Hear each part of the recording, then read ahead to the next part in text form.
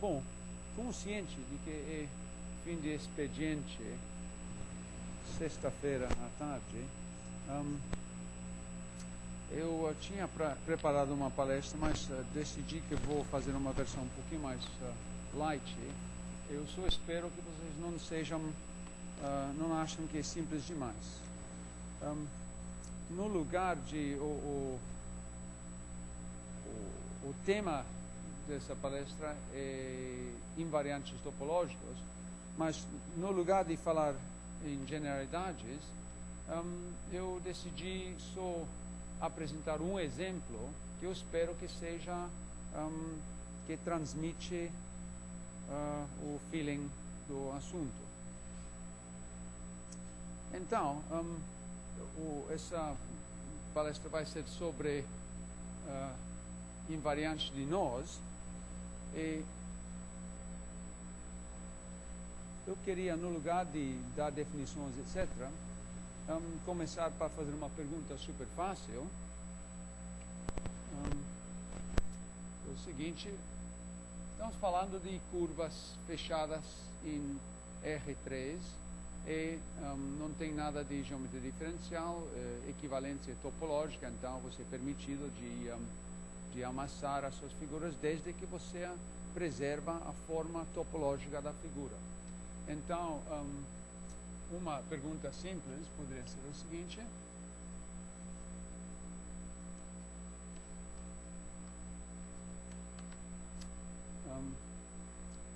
mostre que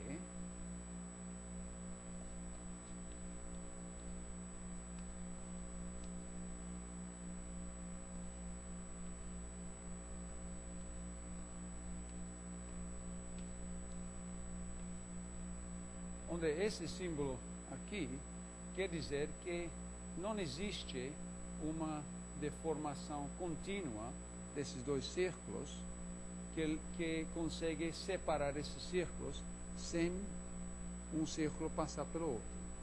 Então, um fato intuitivamente óbvio, mas eu gostaria de dar uma demonstração disso usando uma ideia originalmente devido a Gauss, que é a ideia de números de enlaçamento. Então,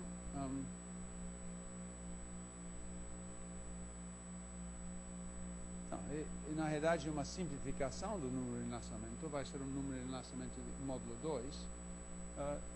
Então, define, dado um link, um link seria dois círculos ou enlaçados ou não enlaçados.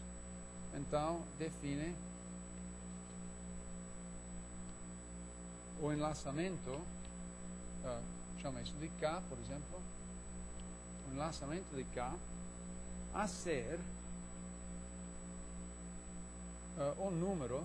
Bom, vamos imaginar, para simplificar, que você está falando de pares de círculos e ele já tem um número 1 e 2. Na verdade, isso não é importante. A ser o número de vezes que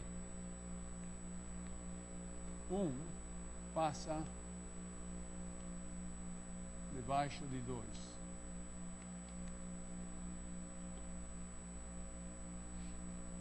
Bom, nesse caso, o valor de E aqui vai ser 1.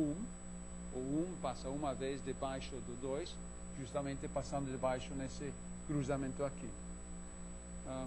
Então, exatamente, eu estou representando os nós por projeções no plano. Então, essas falhas aqui, por exemplo, são onde uma curva passa em cima da outra. Ok, então, nesse caso aqui, o E igual a 1, e obviamente aqui o E igual a 0.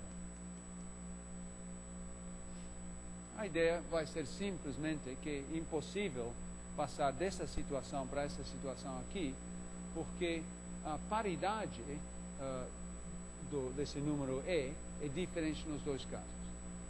Então, provavelmente é o invariante mais primitivo que tem, mas o método de demonstrar isso talvez nos mostre alguma coisa. Então a pergunta seria o seguinte, se K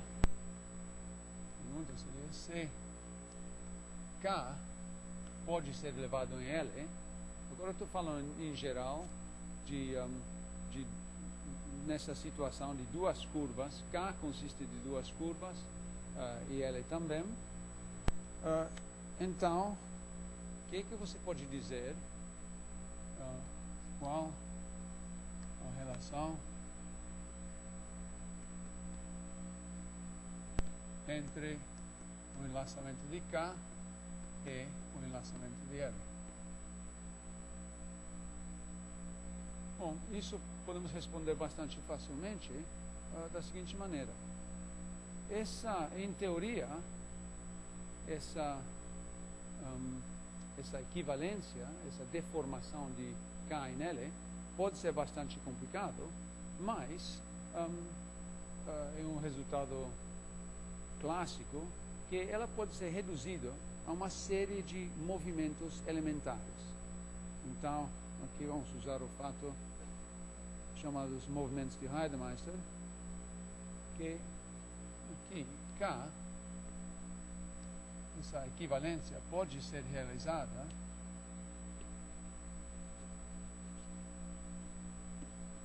por uma sequência de movimentos elementares. Bom, simbolicamente, o primeiro seria, aqui eu estou representando uma parte de um dos círculos envolvidos nesse enlaçamento.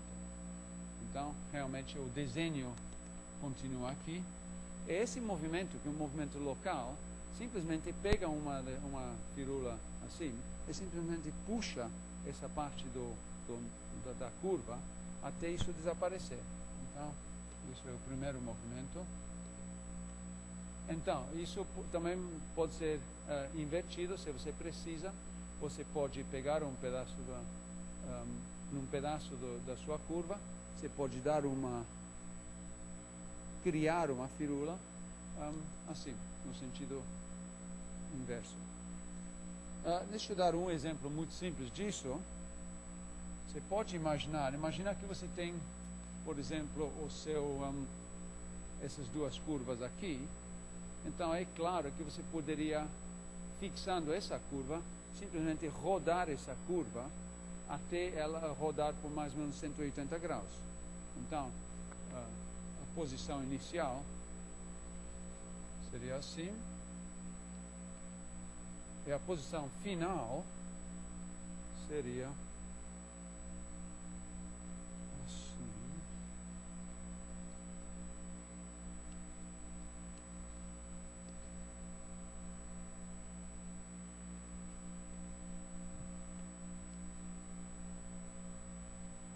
Então, só tentar fazer uns desenhos para realizar isso por uma sequência dessas operações. Aliás, eu esqueci as outras operações. Tem uma outra operação que é assim. Você pode, se você encontrar uma situação local desse tipo aqui, você simplesmente pode puxar essa parte aqui, fixando o outro, e simplificar da seguinte maneira. Ou, se você precisa, pode fazer vice-versa também. E finalmente tem uma outra situação onde você tem três partes do nó envolvido, assim. Agora, aqui, como sempre, isso é só uma situação local e o resto dessas curvas continuam para formar um enlaçamento fechado. Então, o que você pode fazer nessa situação é fixar esses dois e puxar isso dessa posição em cima para baixo. Então, ele está nessa posição, pode ser reposicionado assim. Então, fisicamente é bastante óbvio que essas operações realmente não violam as regras de equivalência de deformação topológica entre dois enlaçamentos ou nós.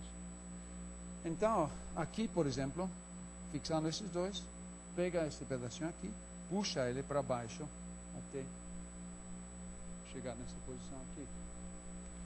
Bom, tentar fazer esse desenho, tentar, eu começo assim.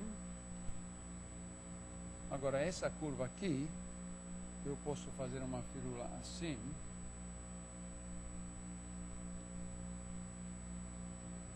Depois, o que eu vou fazer é, eu estou nessa situação, se você olha para essa situação local aqui,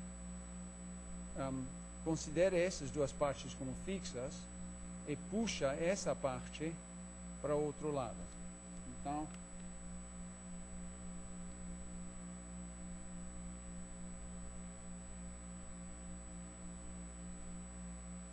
Então agora o efeito é que esse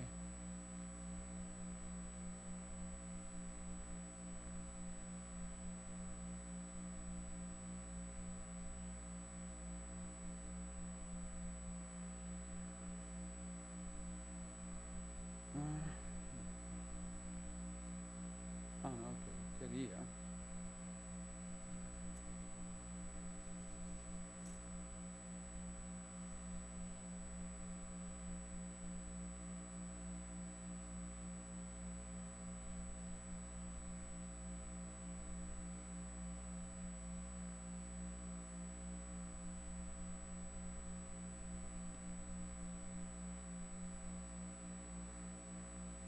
Então, isso seria aquela manobra, a terceira manobra aqui.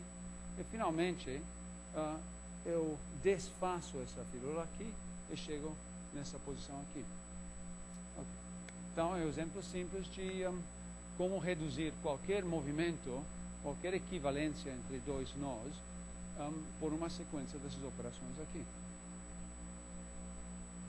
Bom, dado isso, é só uma questão de você agora, imagina que você tem uma equivalência entre dois nós, K e L,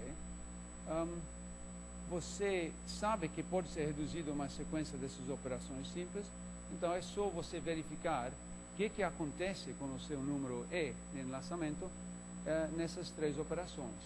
E você pode verificar facilmente que nessa operação aqui, sendo que a gente está pensando numa curva passando debaixo de uma outra, o aumento aqui é igual a zero, nada acontece. Nesse outro, você tem três possibilidades. O aumento, ele pode ser que é zero, ou pode ser 2 ou menos 2. São as três possibilidades. E, finalmente, não é difícil verificar que no terceiro,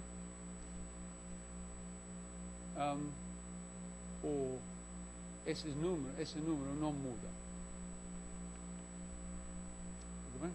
Então, verificando isso, é claro que por qualquer sequência dessas operações, a paridade vai ser preservada. Então, isso implica que a paridade de E não muda.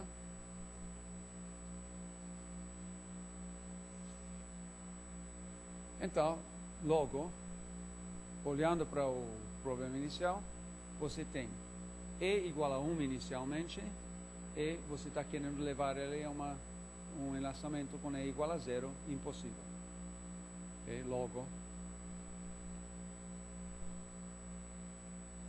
esse aqui não pode ser transformado, não pode ser separado. Bom,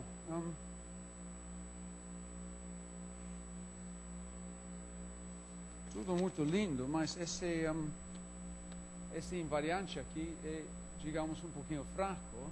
Ele não consegue fazer muita coisa, resolveu esse problema, mas geralmente ele não é muito bom para te dizer alguma coisa interessante sobre nós. O próximo exemplo, que é o famoso polinômio invariante de Kaufmann, embora a definição, como a gente vai ver, é super simples, realmente usa quase nada de matemática, se revelou extremamente poderoso como invariante de nós.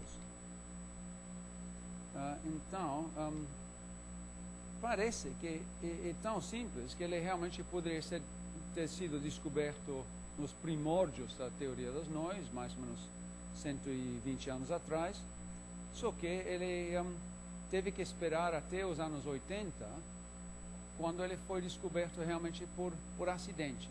Foi uma série de coincidências, inclusive a descoberta do Jones, que levou a essa definição. Bom, eu vou dar uma definição que é um pouquinho parecido com definições nos cursos de probabilidade. Você pode muito bem ignorar o blá blá blá de probabilidade e ir diretamente para a fórmula. Bom, então, deixa eu fazer um exemplo aqui.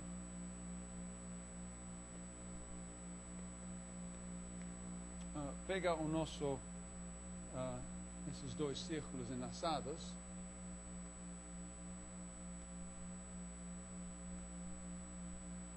Agora, esse polinômio de Kaufmann, pela sua natureza, o objetivo inicial é de definir invariantes para nós sendo coisas que consistem de uma curva fechada só.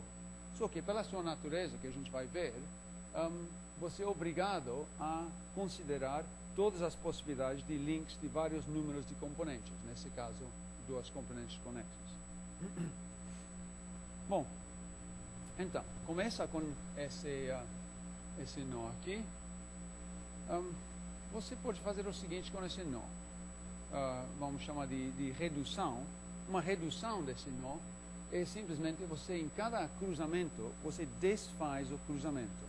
Então, desfazer o cruzamento quer dizer o seguinte: você está aqui num cruzamento, ou você escolhe desfazer ele, reduzir ele à esquerda, e o que você faz é simplesmente você, no lugar dessa situação aqui, você coloca isso e isso. Tá bem?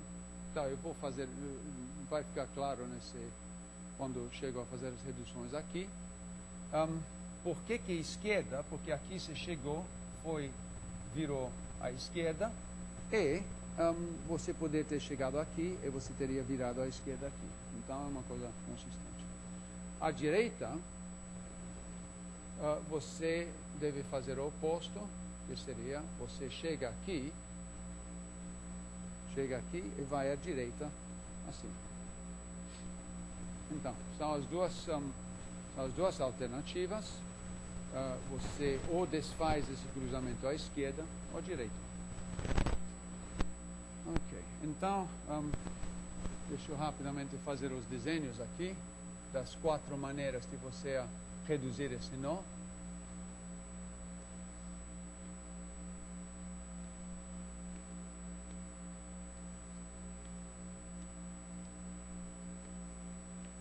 Então,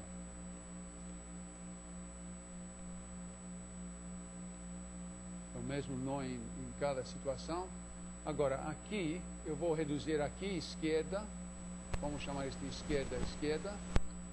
Então, vou reduzir escolhendo essa alternativa esquerda, que vai me dar isso. Chegando aqui, vou obter isso. Então, essa seria a redução esquerda. Acelerando um pouquinho, aqui eu tenho esquerda, direita vai ser assim. Aqui eu tenho esquerda, direita. Agora quero direita, esquerda. Isso vai ser assim e assim. E finalmente direita, que vai ser, se não me engano, assim e assim. Bom, então, você pode pensar nisso como fazer um experimento, tipo jogar dados. Imagina que você tem 2 dados e você joga os 2 dados um dado aqui e outro dado aqui. E esses dados são feitos da seguinte maneira. Os dois dados têm uma face onde está escrito esquerda, e as outras 5 faces têm direita. Então, tem uma forte tendência para você jogar direita. Dependendo da jogada dos dois dados, você vai ter uma dessas 4 reduções. Então, deixa eu desenhar o espaço amostral aqui.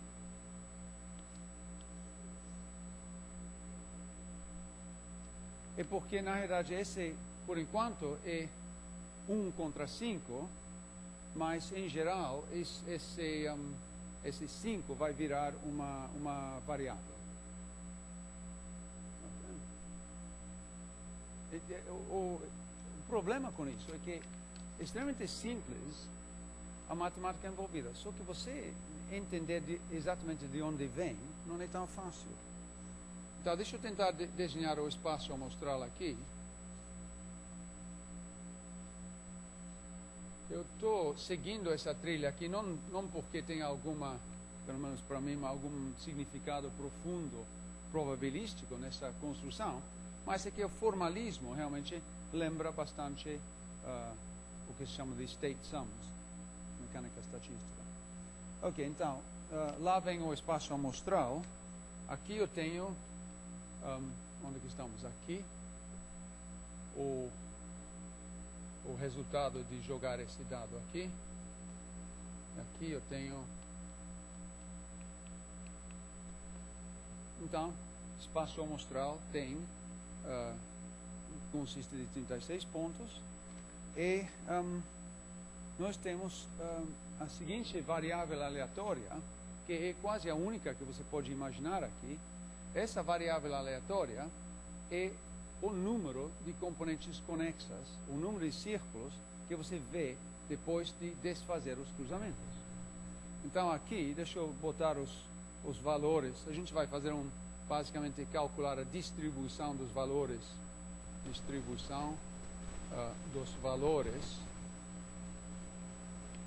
de μ, onde μ aqui seria μ igual a 2, 2 componentes, μ igual a 1, μ igual a 1 e μ igual a 2.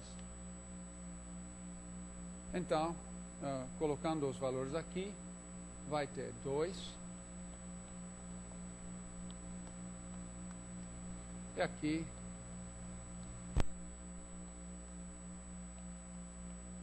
tudo 2. Então, como sempre em probabilidade elementar, a gente tenta colocar toda essa distribuição dentro de uma função geradora. Então, agora, no lugar desses 5, deixa eu escrever x, botar 5 igual a x. Então, o resultado disso é o seguinte.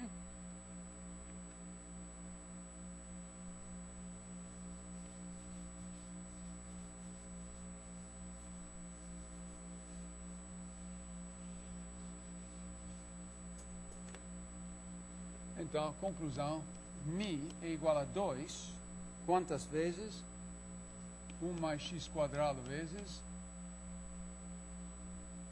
μ igual a 1, 2x vezes, seria diretamente aquela tabela,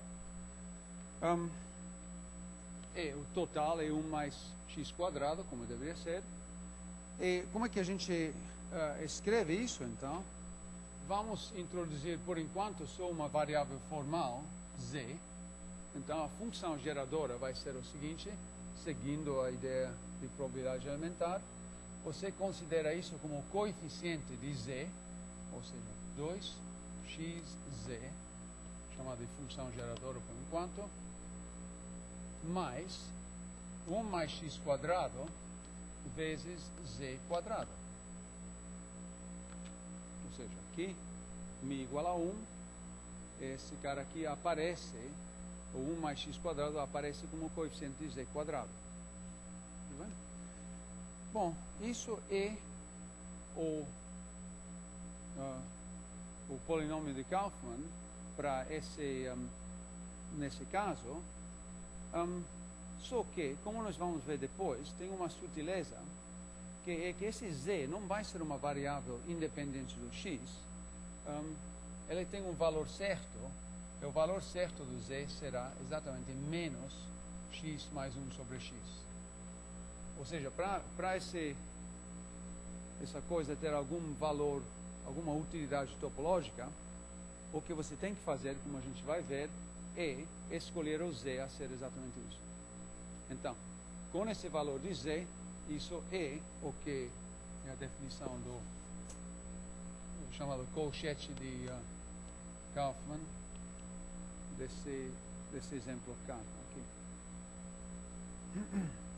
Bom, em geral, a fórmula é parecida.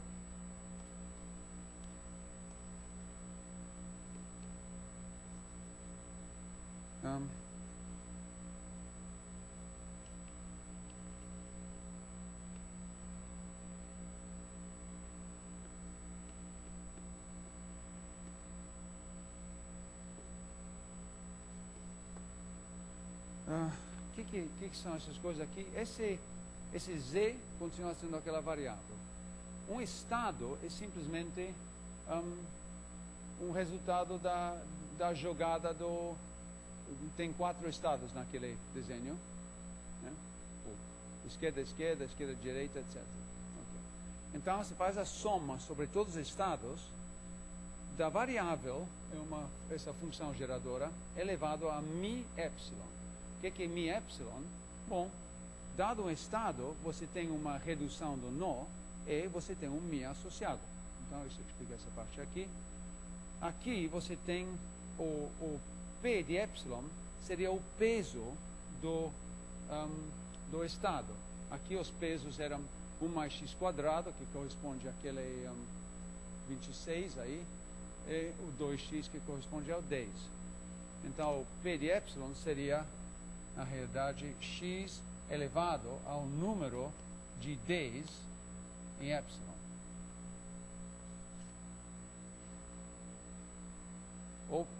Ou você tem direita ou esquerda, você só, cada esquerda vale 1, e para cada d, você multiplica por x.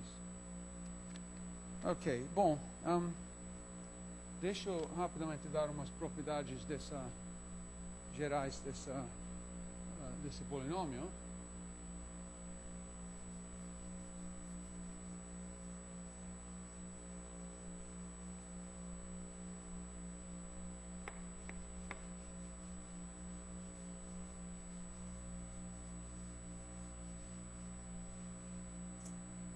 Então, por enquanto, a gente não viu a necessidade de atribuir um valor para esse z, então ele continua sendo essa expressão tipo função geradora.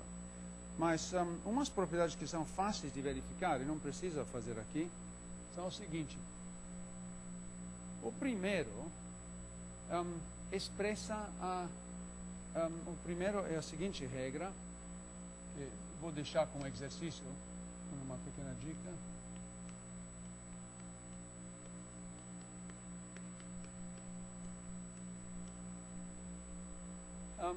Esse símbolo quer dizer o seguinte: são dois nós onde não tem cruzamentos, são disjuntos no sentido que K não passa, não tem interseções de K e L, não tem cruzamentos de K e L. Okay? Por exemplo, aqui você poderia ter, sem desenhar mais precisamente, você poderia ter uma coisa assim.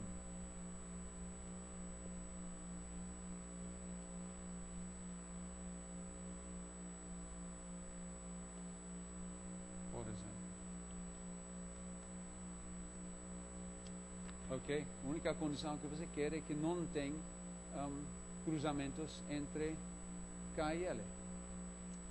Bom, então é uma conta fácil que corresponde mais ou menos ao fato que nessa situação aquele número mi de K e mi de L, eles são variáveis aleatórias independentes.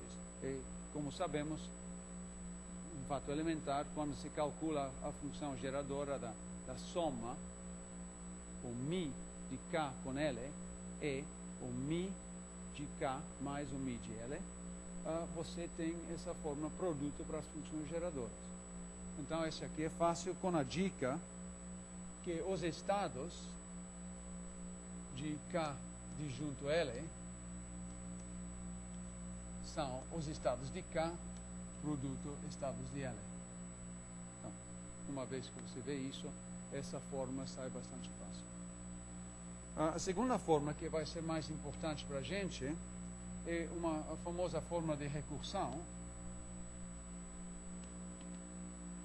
E foi assim que na realidade, foi via essa fórmula que esse tipo de invariante foi descoberto, ou uma das razões. Então, a forma de recursão é o seguinte.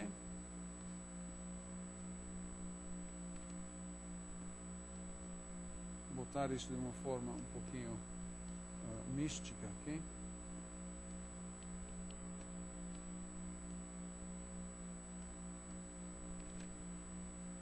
O que isso quer dizer é o seguinte: você imagina, você tem um nó K e você pode se situar em qualquer cruzamento, e nesse cruzamento você pode desfazer o cruzamento em duas maneiras. Aqui à esquerda e aqui à direita.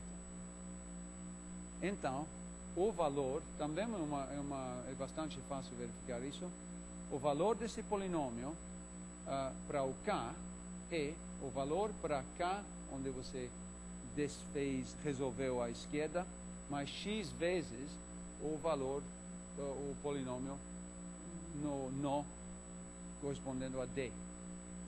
Ok? A dica aqui seria realmente que os estados de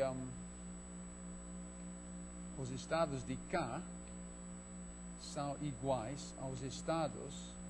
Aqui você tem mais um cruzamento a mais que você tem aí. Então aqui você tem a possibilidade de botar o direito ou esquerda. Então isso é, escreve K, sei lá, K E, por exemplo, produto direita e esquerda. E os estados do nó modificado à esquerda são os mesmos que os estados modificados à direita. Então isso é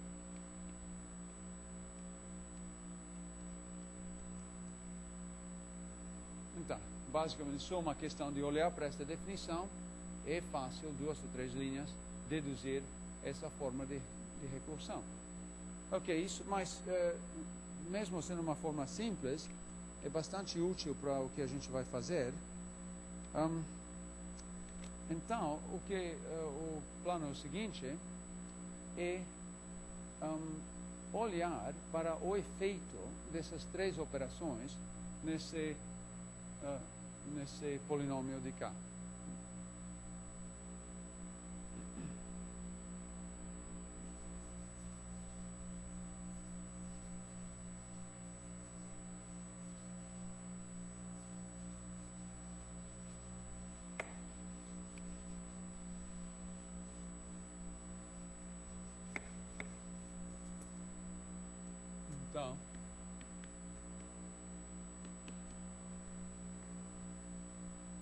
Então, o efeito dessas operações elementares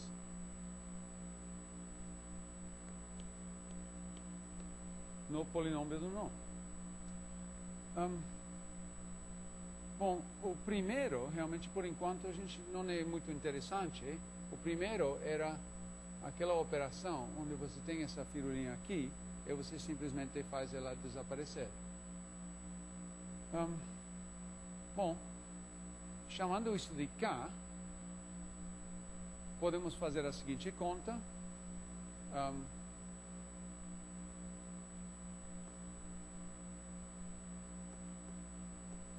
O polinômio de K é igual a... Primeiro eu vou resolver à esquerda.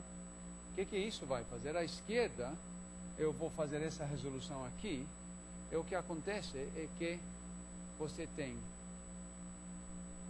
vamos chamar isso de K0 aqui, por exemplo, você tem K0 aqui, e você tem um círculo flutuando aqui. Então, isso é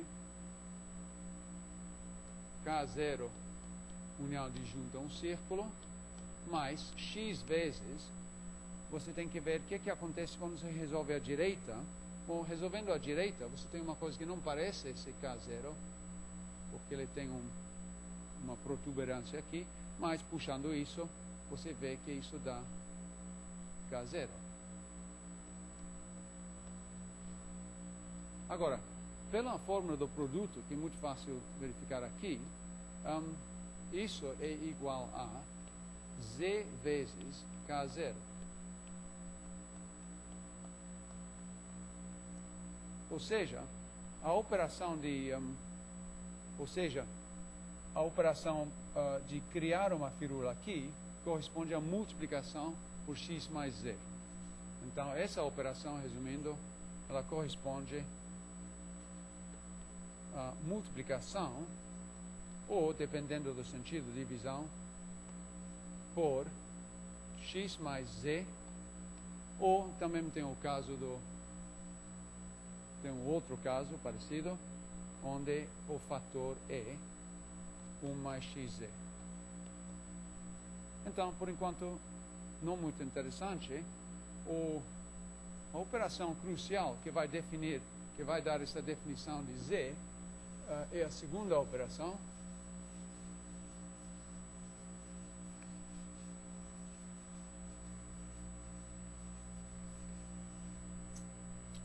tentar fazer isso razoavelmente rápido.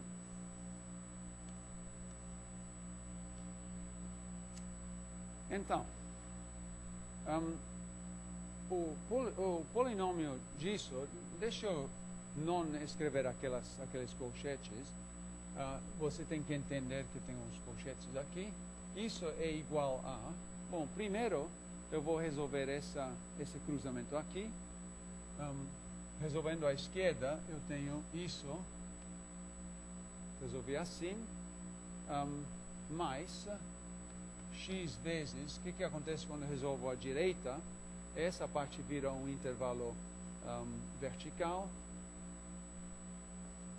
eu tenho isso. Tudo bem? Bom, continuando, ainda tem que resolver isso, então eu vou usar essa recursão de novo. Aqui, resolvendo à esquerda, eu tenho isso. Ok, tem que entender que esse nó continua, e ele continua do mesmo jeito aqui e aqui. Okay? Ou seja, o resto do nó é igual em todos esses casos. Mas, x vezes, agora resolvendo à direita, você vai ter isso, mais x vezes. O que acontece quando você resolve à esquerda? Você vai ter isso, vai aparecer uma bolha no meio, e finalmente você vai ter x quadrado, onde você agora resolve à direita. O que acontece à direita? Você simplesmente tem isso. Tudo bem? Então, o valor aqui é igual a essa expressão complicada. Só que você observa que isso é o seguinte, isso é x vezes o valor aqui. Agora, essa parte você quer que apareça, mas você gostaria que o resto desaparecesse, porque ele não tem nada a ver, esse nó aqui, esse nó aqui, esse nó aqui, não tem nada a ver com esse aqui. Então, deixa eu fazer uma coleta desses coeficientes aqui. Tem 1, isso tudo vai ser vezes o valor do invariante nessa modificação aqui, 1 mais, onde que eu estou aqui, xz, o z, devido ao fato que apareceu essa bolha flutuando aqui, corresponde à multiplicação por z, e finalmente tem um x quadrado aqui. Tudo bem. Então, para o polinômio funcionar topologicamente, você gostaria de uma relação simples entre antes e depois, que vai ser dado por multiplicação por x, e você garante isso zerando essa parte aqui. Então, você vai definir z igual a menos x mais 1 sobre x. Tudo bem? Ok, com isso, você garante que o efeito dessa segunda manobra aqui, ou é multiplicação por x, ou divisão por x. Então, aqui é multiplicação por x mais ou menos 1. Bom, voltando ao caso da primeira operação, é um cálculo muito fácil, especialmente esse aqui, multiplicação por 1 mais xz, você pode ver imediatamente daquela parte que eu zerei, é multiplicação por menos x quadrado. Essa multiplicação aqui, se não me engano, é menos x elevado a menos 1. Então, o que está acontecendo aqui, pelo menos nesses duas operações, que o pior que você vai fazer aplicando uma dessas operações 1 ou 2, vai ser multiplicar por mais ou menos uma potência positiva ou negativa de x. Bom, finalmente, a terceira operação é fácil ver, vou fazer a conta rapidamente, que ela vem de graça. E nessa terceira operação nada muda.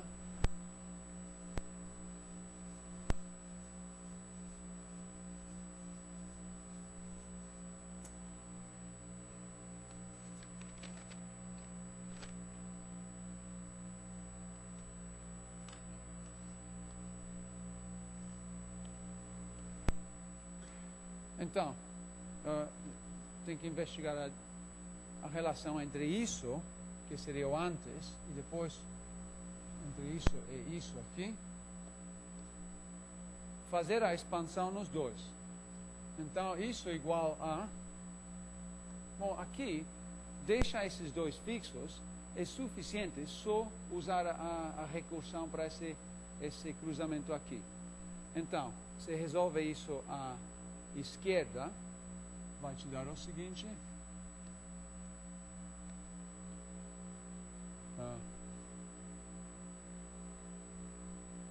Essa parte vira um trecho horizontal, mais x vezes, aqui você vai resolver à direita, e você tem isso.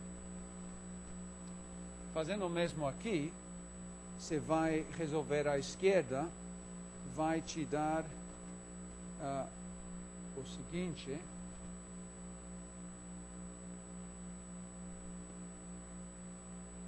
E aqui em cima você vai só ter um trecho horizontal, mais x vezes, não surpreendentemente, é a mesma coisa. Tudo bem? Bom, já que o fator nesses duas, isso é x vezes, essa parte aqui, isso é x vezes essa situação aqui, mais x vezes isso, é o mesmo aqui.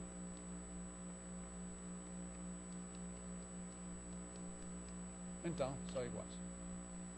Então, resumindo, o efeito de uma sequência dessas operações elementares no seu polinômio é, no máximo, multiplicação por mais ou menos uma potência de x.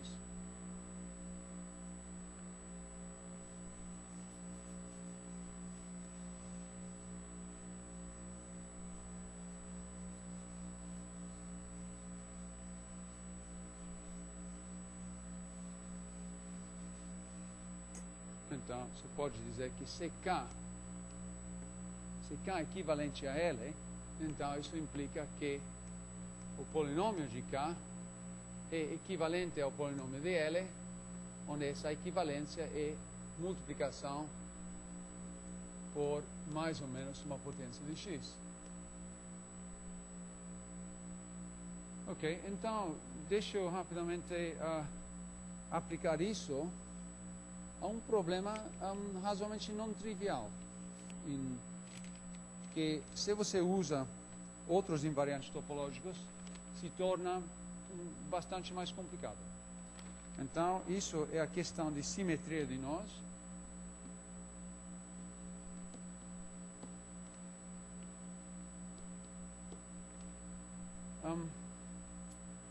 Você, dado um nó desenhado do jeito que estamos desenhando os nós, você pode considerar a sua reflexão no plano e todo cruzamento aqui, se K tem cruzamentos assim, então quando se reflete no plano do quadro negro, ou podemos chamar de K barra, o conjugado de K, vai ter cruzamentos assim.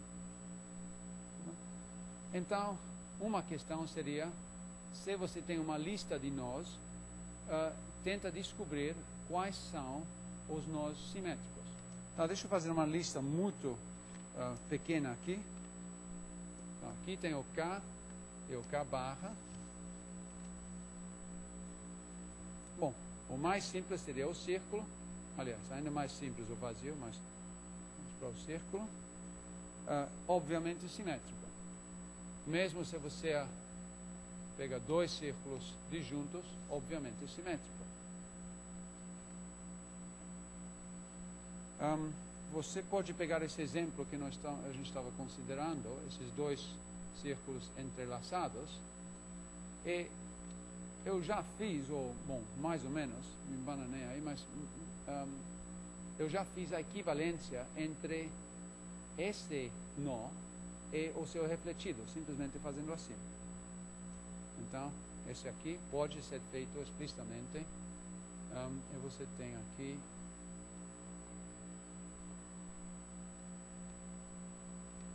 você pode explicitamente fazer a equivalência entre esse nó e o seu refletido. Depois tem o chamado trevo, esse nó aqui. O refletido dele seria assim.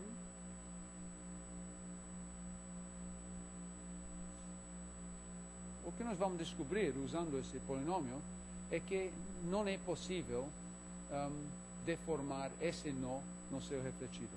Então aqui não são equivalentes. Finalmente, um outro exemplo que vou deixar como exercício é a figura 8, onde você tem que converter essas interseções em cruzamentos. Depois tem o refletido aqui, que não vou desenhar. Exercício razoavelmente factível é mostrar diretamente que esses dois realmente são equivalentes. Dá para levar esse nó, figura 8, no seu simétrico, conjugado. Bom, então, para mostrar que esses dois não são equivalentes, então, a gente tem que calcular o polinômio aqui, e depois deduzir que eles não são algebricamente equivalentes no sentido de multiplicação por um fator desse tipo aqui. Deixa eu ver a hora. Bom, chegando no fim, vou deixar a maioria dessas coisas como exercício bastante fácil. Então, considere esse nó aqui.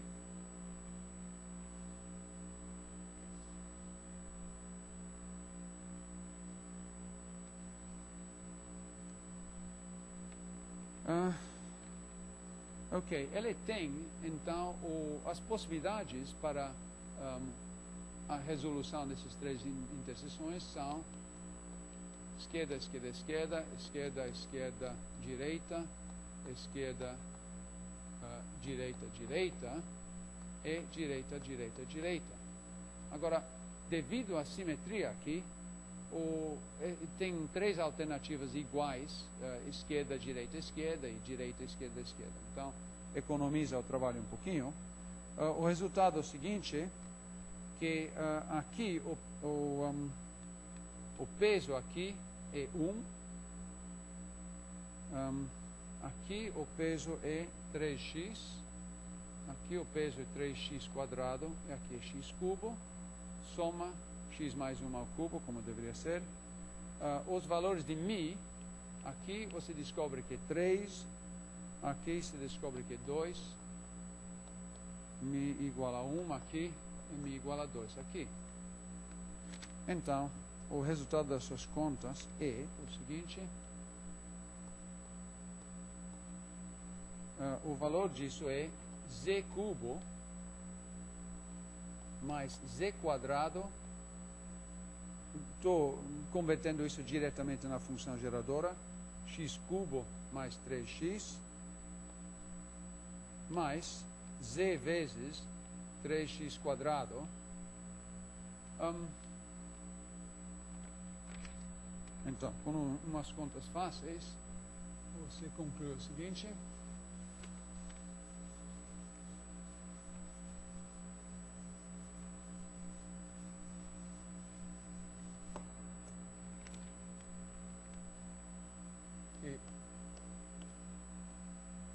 O polinômio ele é equivalente módulo àquela multiplicação por potências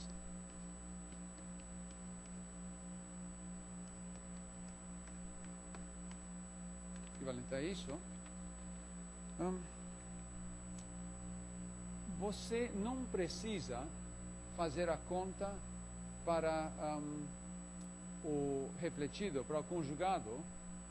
Não é difícil verificar que o conjugado, o polinômio do conjugado, é dado por esse polinômio escrito de frente para trás. Então, sem ter que calcular isso, isso é equivalente a 1 mais x quadrado mais x4 menos x8. Tudo bem? Então, é aqui, obviamente, que você conclui que não tem como multiplicar isso por mais ou menos uma potência de x para chegar nisso. Então, isso implica que os dois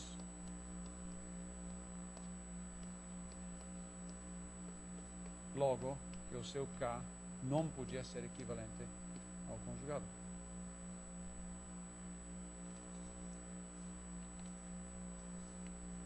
Bom, eu acho que eu vou parar nesse ponto aqui, justamente quando está começando a ficar mais interessante. Deixa eu só dizer algumas palavras sobre outras direções aqui. Uma das maneiras que esse polinômio foi descoberto foi como representações do grupo de tranças. Então, o grupo de uma trança é uma maneira de você construir um nó muito rapidamente. Você pode pegar, por exemplo, uma trança de 4 fios. Numa trança, você simplesmente começa com esses 4 fios e aí você vai entrelaçando elas, descendo, sempre descendo.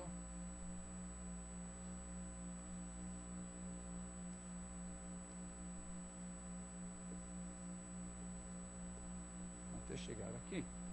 Então, isso seria uma trança que você pode simbolicamente representar como, primeiro, A, aqui, esse aqui no meio B, aqui B de novo, aqui A. Bom, você vai ter que decidir quem vem primeiro aqui. Vamos dizer que esse vem primeiro aqui, esse aqui seria A de novo, e finalmente C. Então, simbolicamente, essa trança aqui é AB quadrado AC, e você converte isso é uma máquina para fazer nós, você converte isso simplesmente fechando ele da maneira bastante óbvia. Você pega esses 4 fios, faz uma volta aqui e une eles com esses fios aqui. Só que isso, como uma maneira de descrever nós, é bastante eficiente. Deixa eu só escrever as regras para manipular essas expressões aqui. aqui tem, naturalmente, o gerador aqui, A, tem uma inversa, que é simplesmente assim, A inverso. Então, as regras são o seguinte: A inverso igual a 1. 1 seria simplesmente essa trança trivial assim.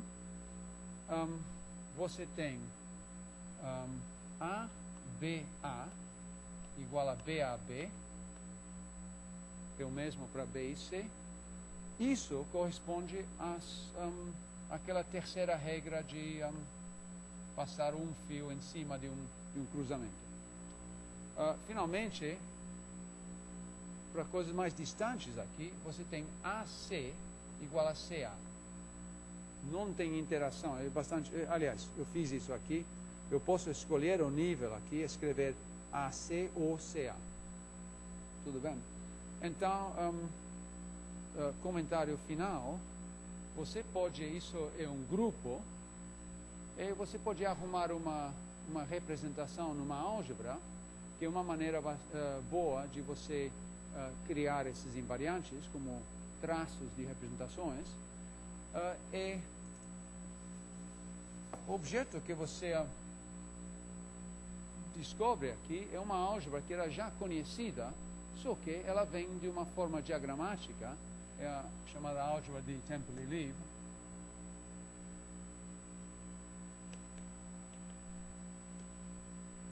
E essa álgebra, nesse caso, ela tem geradores do seguinte tipo: tem alfa, que é representado por esse diagrama, tem beta, representado por esse diagrama aqui, e tem gama, representado por esse diagrama. E você pode multiplicar esses elementos por concatenando, e eles obedecem várias regras, que são, por exemplo, elas são um pouquinho parecidas, mas diferentes. Por exemplo, alfa, beta, alfa aqui é uma verificação fácil, que isso é exatamente alfa. E depois tem outras relações entre esses geradores. E finalmente você pode arrumar uma representação desse grupo nessa álgebra, mandando, por exemplo, A in. Você tem que tomar um pouquinho mais cuidado aqui e botar aqui x vezes 1. 1 seria a identidade, mesma coisa, mais 1 sobre x alfa. Então, com essas, mandando os geradores por essa fórmula aqui, você obtém uma representação desse grupo de tranças nessa álgebra. E, estranhamente, essa álgebra já era conhecida mais como uma álgebra de operadores. Finalmente, uma coisa que não vamos poder fazer aqui, mas usando o chamado traço de Markov, você consegue tirar dessa situação um invariante polinomial que é muito parecido com esse invariante de campo. Ok, então, obrigado pela atenção.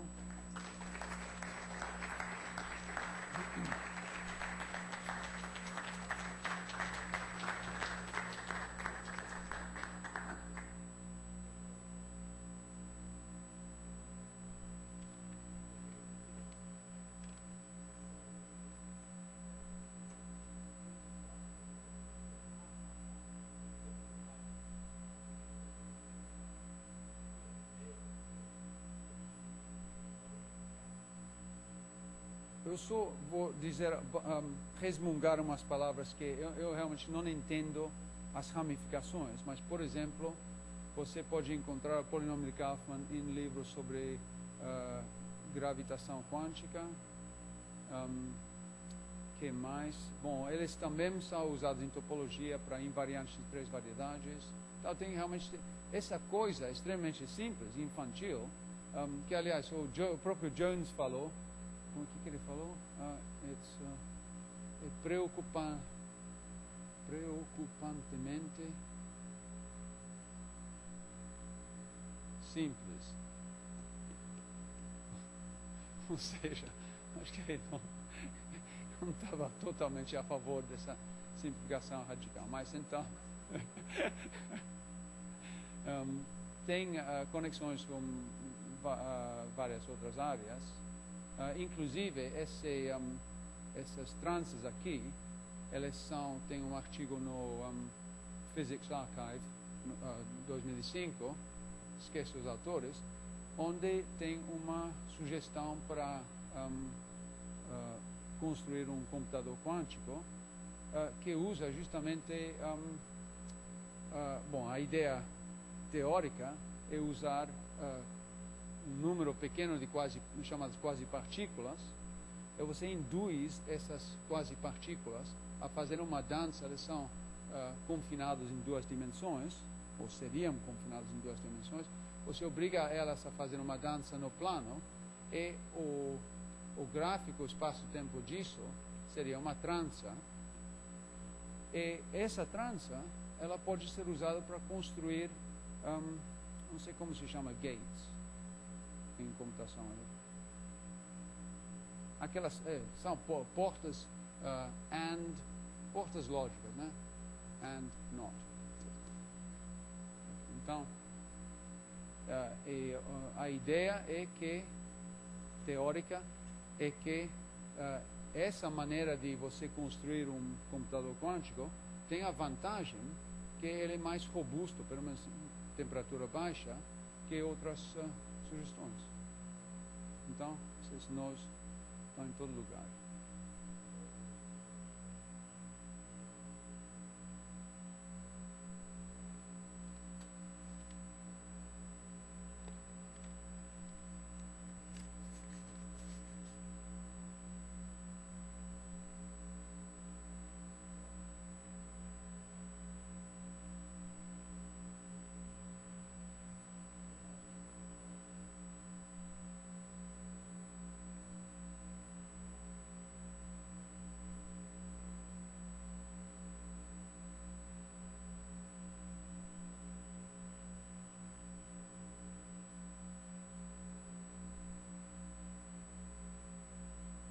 Eu sempre fiquei meio desconfiado dessa chamada aplicação, né?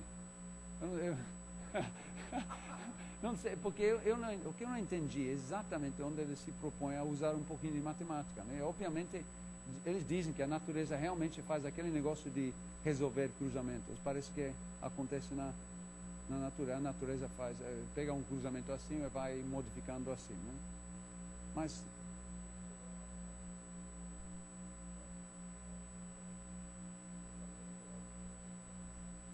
yeah. Yeah.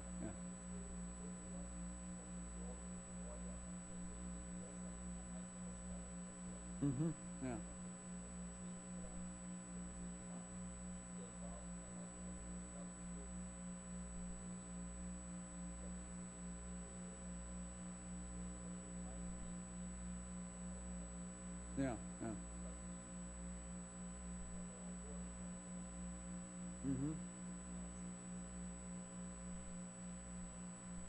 Não, seria lindo, né? Seria lindo se realmente calculando o invariante você conseguia resolver. Yeah.